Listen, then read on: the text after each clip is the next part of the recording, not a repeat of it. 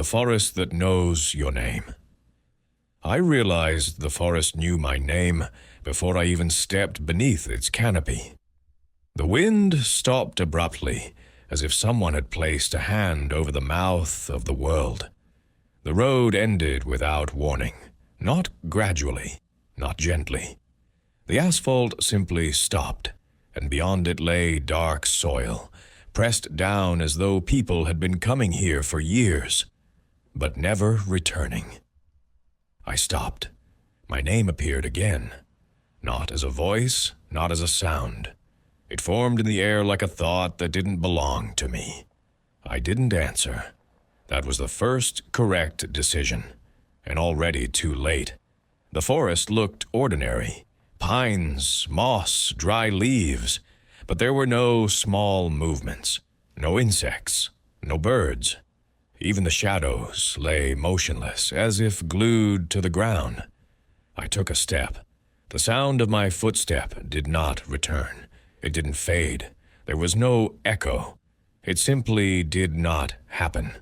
I kept walking because stopping in a place like this means becoming part of the scenery. Time began to break immediately. The trees didn't repeat themselves, yet they didn't change either. Several times I was sure I was walking in circles, but no landmark confirmed it. The forest didn't confuse, it canceled direction. Soon I noticed the first wrong thing. My shadow wasn't where I was.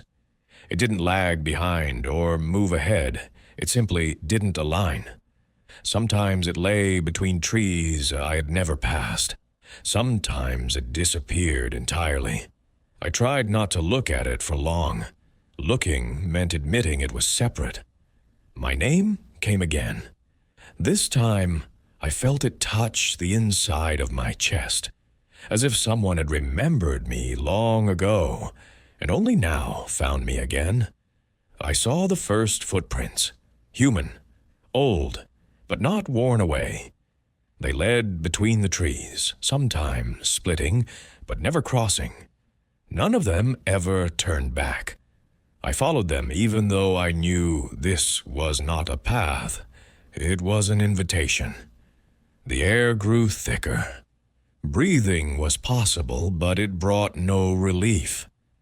Smells vanished. The world narrowed to shape and color, like a memory that hasn't been erased yet, but is no longer alive. I began losing small things. First, my sense of time. Then memories that seemed unimportant. Faces of people I once knew. They disappeared without pain, neatly like unnecessary files. At some point, I caught myself unable to remember why my name felt familiar. The forest began to move closer. Not the trees, not the trunks, the space between them. It compressed without pressure. It simply left no alternatives. I stepped into a clearing that wasn't on any map, but looked as though it had always been there. A person stood in the center. They were facing away from me. I knew I shouldn't approach, but my legs took a step on their own, then another. When the figure turned, I didn't feel fear. I felt recognition. The face was mine, but not the current one, not tired, not uncertain. It was the face of someone who had already made a choice and did not regret it. He smiled. "You're late," he said without sound. "I've been here a long time." That's when I understood the second story. The forest does not hunt people. It does not kill. It selects a version. The weaker one, the one that hesitates, the one that still asks questions. I tried to say I refused, but words no longer had shape. They didn't belong to me anymore. The last thing I felt was my shadow returning to its place, but it was not my shadow.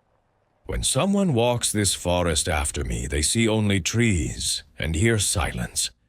But sometimes the wind carries a name, not a stranger's, but a deeply familiar one.